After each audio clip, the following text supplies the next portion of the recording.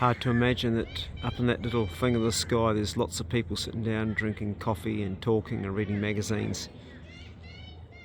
What a world we live in, eh? Children playing freely.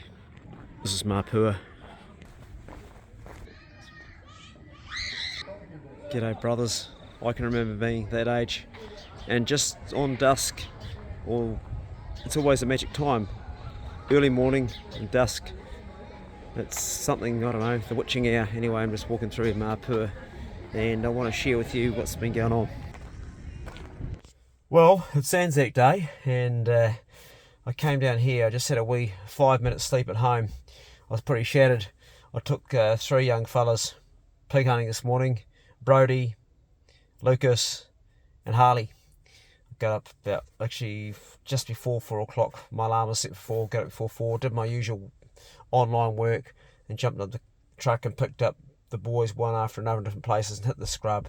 Had a really good hunt, and it was a really good hunt for a lot of reasons. The first and most important reason was that I could do it, that I could go down there and I physically was able to get in the bush. I actually got to the pig before any of the boys. They're supposed to be my runners, but that I'm fit enough, and that to me is an absolute blessing.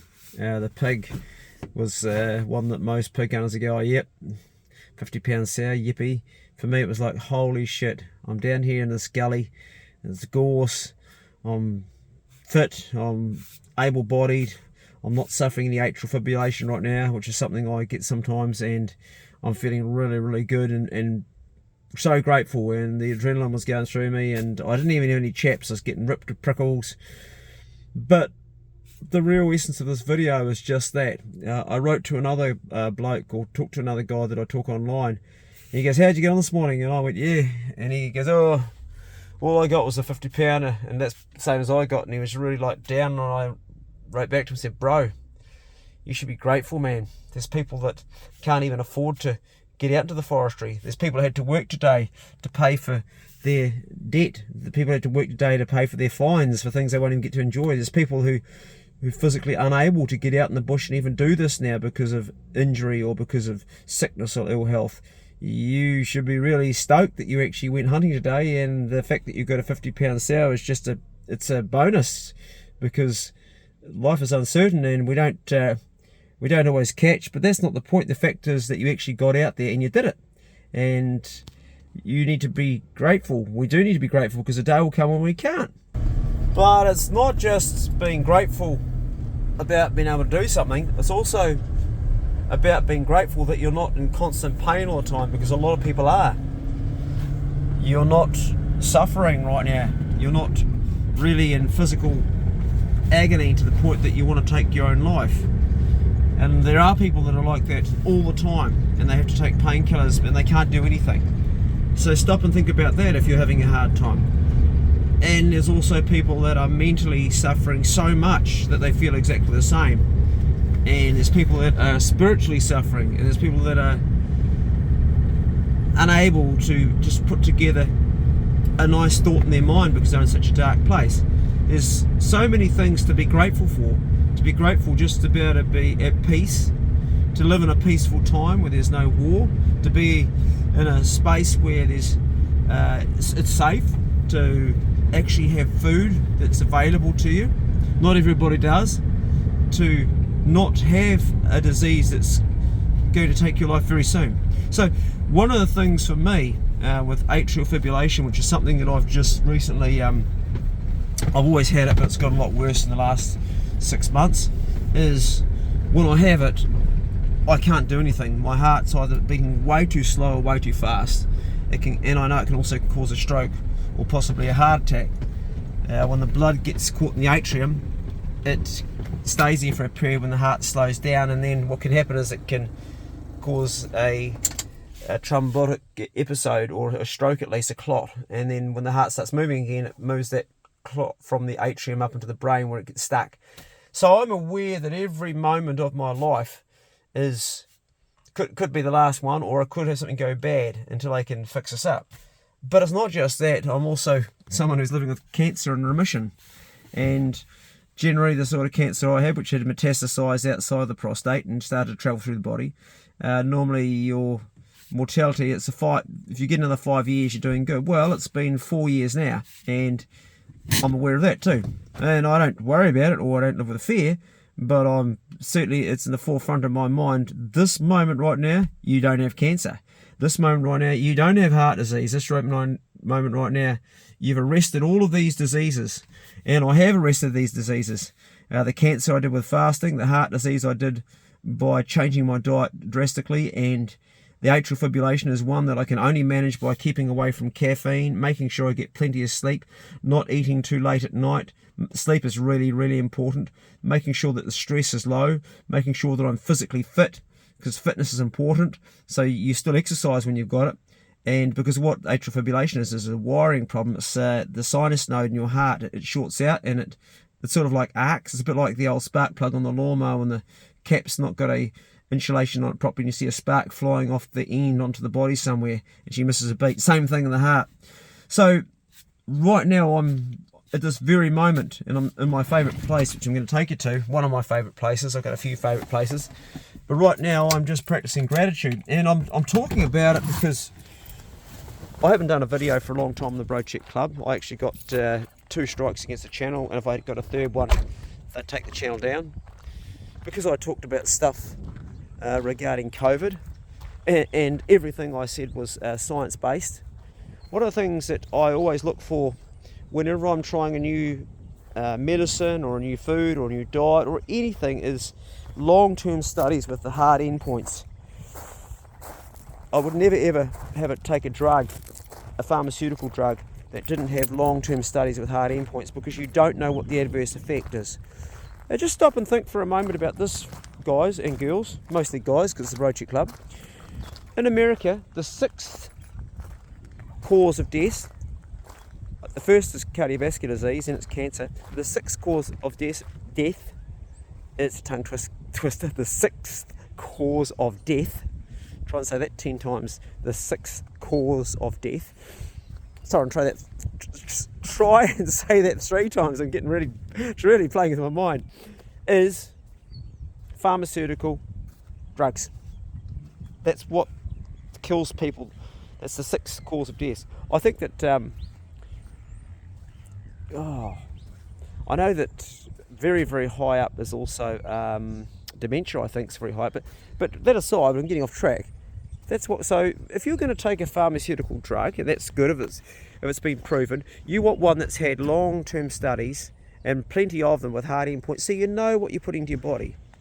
Now, because I commented about this on the channel, I got strikes. Anyway, that aside, I'm not losing any sleep over that. I'm just looking at someone's left their fishing net up here. They've left it here. And they've got a wee tree up here too. Some kids. That's a shame, because some kids have left their net here. Hopefully they come back tomorrow and get that, because that'll be some kids' net. And here's a wee tree hut. Look, built up in the tree. How cool is that? Kids have come down and they've done this. Isn't that great, eh? It's got a wee platform and everything. You know, when they actually built that hut, I bet they spent very little time actually sitting in it. It's the building it that's the fun part. But that is cool. It's got wee stairs and everything up. Look at that there. It's cool. So, gratitude. I'm full of it. I am full of it.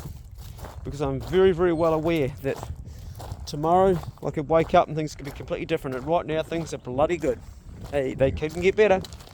Okay, I don't have a love in my life. My girlfriend's, she's got out of my life.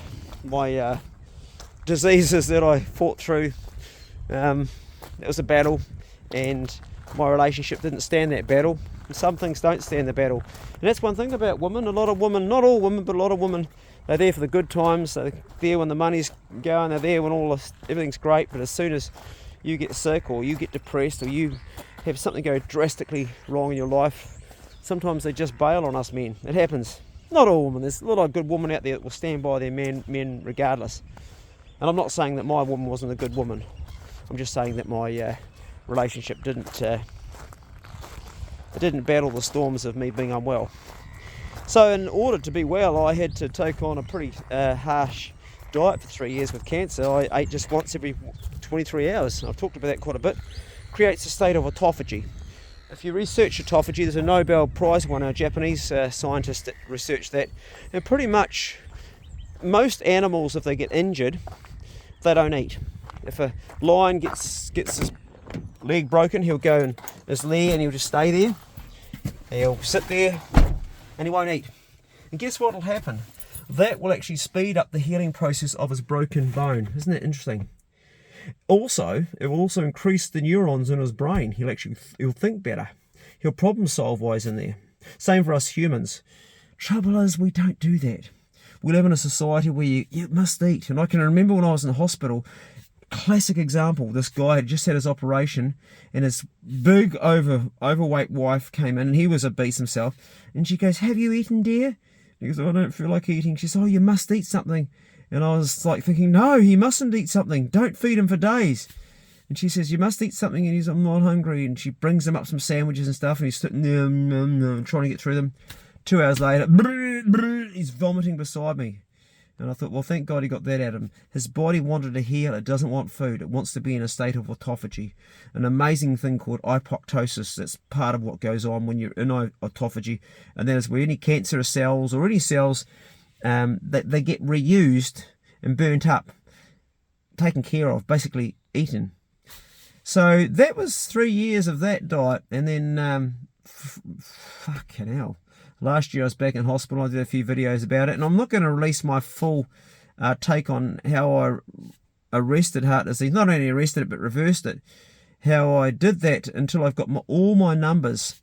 So once I've got the subfractions of my lipid panel from the laboratory in Napier. There's only one laboratory in New Zealand that does that, and that's in Napier. See, normally when they measure your LDL and your HDL, when they do your lipid panel, that's all you get. You get HDL and LDL, but you don't get VSLDL, which is your very small low lipid protein, which is the ones that are the dangerous ones that get into your macrophages and that become glycated and oxidated. You get none of those readings, which are really important to know about heart disease. So I went out on a limb and did all this research, really got myself schooled on it, and got my subfractions done to find out where I was at.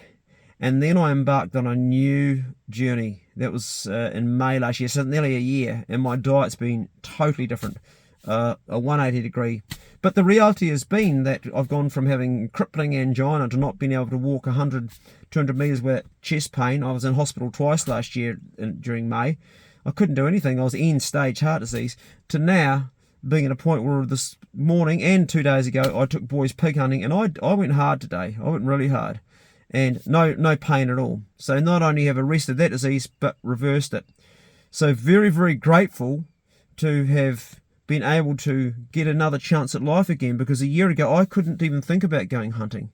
And when I was going down to the pig today, I was like, whoa, I had tears of joy. And I was with Poe, my dog, my old dog Poe, and I had my arm around her and I was like, "Poe, old dog, we're still here, man. We're still alive. We're still doing it." And I had her head next to mine. It was like, beautiful old dog. I really love pig hunting, and I always have done since I was a boy. It's just one of the things I love doing, getting out. And I thought I'm never going to do that again, but I'm doing it again now. So you can overcome disease. You can overcome challenges, and it's exactly the same with mental disease. If you have a crippling anxiety, or you have a crippling depression, or a fear of something, or you've got something that's not resolved, you might have a guilt of something, or you might have a real deep fear of something that's happened in your past, or something you're afraid is going to happen. All of these things are all resolvable. They're all fixable. Everything is fixable. It just takes a little bit of time, a whole lot of research, a whole lot of discipline. You must cultivate self-discipline if you want to change what's going on. As I say to people, I was saying this to my brother this morning, bro, you always do what you've always done, you always get what you've always got. You've got to change the pattern. And that's difficult, because that means giving up things you love. And I hear people say this, "Hey man, I've got this heart disease, but I'm not going to give up my beer. I'm not going to give up my cigarettes." I actually had this conversation with a fellow pig hunter. He's dead now. So when that same conversation, it was probably 9 months ago. He's a smoker. And him and I were diagnosed with a similar disease at around a similar time. And I said, hey man, I found out exactly what we need to do to nail us on the head. And I said, number one for you, bro, you got to quit the cigarettes. He goes, man, it's the one pleasure I really had. Not giving that up, bro. Take everything else away from me. This is my one thing. I said, bro, you will lose your life if you keep on smoking that. Your life will end and it won't end good. You'll suffer. Do you really want that? He goes, I'm already suffering. I said, but do you not want to arrest that? Stop that? It's one of the pleasures I got, man. So people have make these stories in their head and they find out reasons why they need to hang on to something that inevitably is going to cause them more pain and suffering. The only way that they can overcome that is to nurture self-discipline and go, I'm not going to fucking have any more of that shit. Self-discipline. You want to get the dopamine buzz. You want to get the hit. And I understand that because I have been a bitch-ass addicted boy to so many things in my life. I've been addicted to cigarettes. I've been addicted to most drugs. I've been addicted to women. I've been addicted to, when I say addicted to women, I guess some people say they're addicted to pornography, but I never did pornography. I always had to do women. Like when I was in Europe, I had a terrible addiction to just having lots and lots of women. I was a musician, and it's shameful, and I feel bad about that because it was like, it's not who I am. And then that's another addiction that I overcome. It's been many, many years since I've gone down that path. I've been pretty much a one-man, fuck it hell, let me think. God, I've got to think, 20 years I've had 2 girlfriends. So, yeah. Addiction goes across the board. We have addictions to food, which is probably the most common one. We have addictions to dopamine, which comes from doing things like excessive hunting, excessive adrenaline, where you're jumping out of an airplane, whitewater kayaking, extreme mountain biking, fighting, boxing, all those things that are excessive that you keep on doing and doing and doing to try to get that buzz, to get that dopamine level up.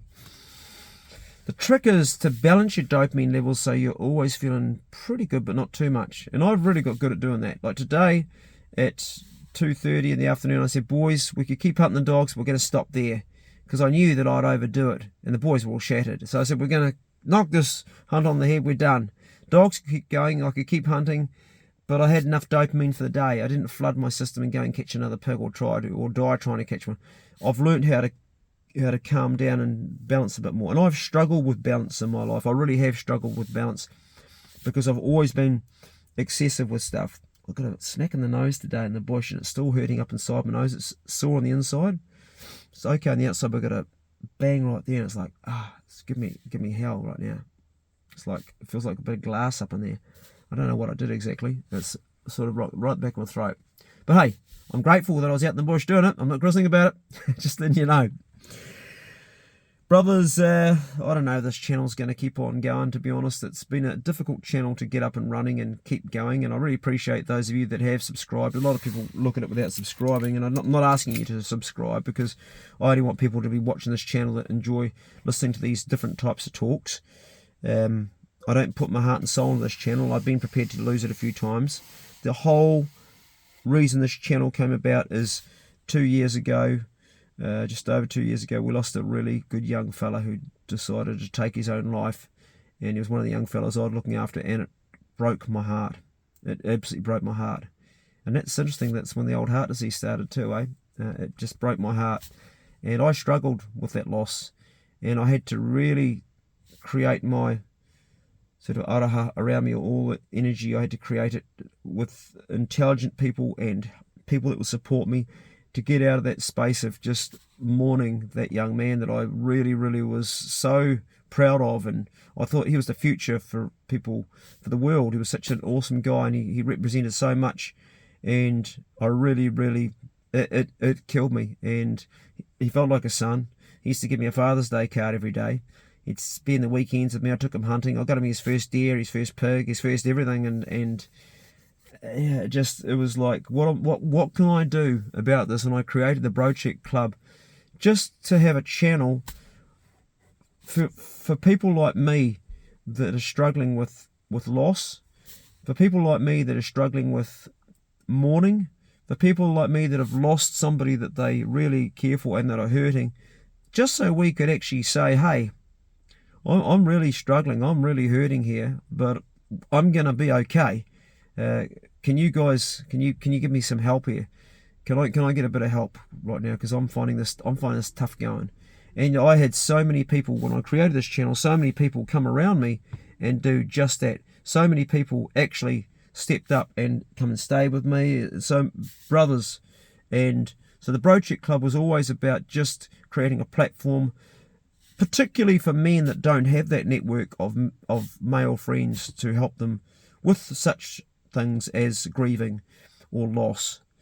When you lose somebody you love, whether it's your partner or your child or someone that you treat as your child, when you lose somebody you love, life's never the same.